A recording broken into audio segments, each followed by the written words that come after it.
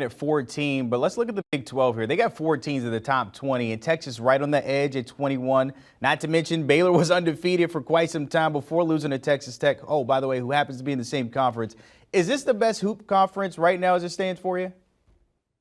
Yeah, that's a definitive yes. There hasn't been too much talk about this, but the metrics suggest that the Big 12 is by far the best league.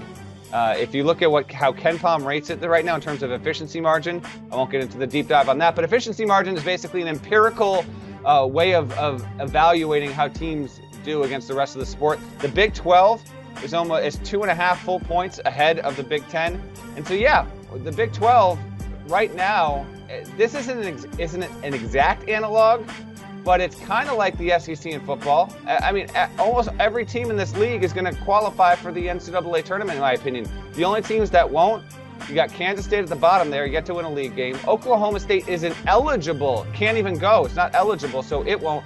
But the other 8 have a shot.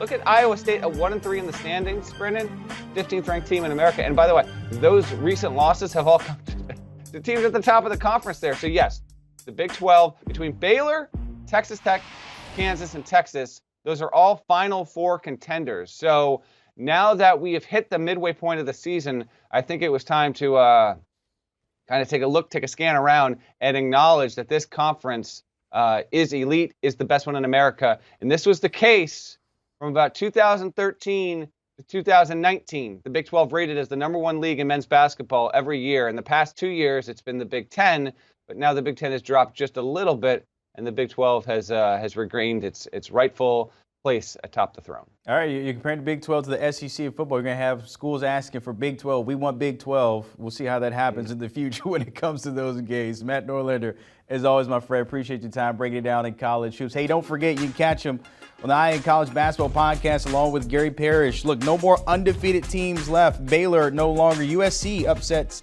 means Auburn has a case to be #1 after that huge Tuesday night. Download and give the guys a follow.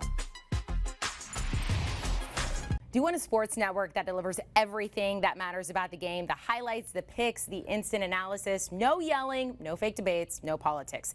Hit the subscribe button and never miss a moment.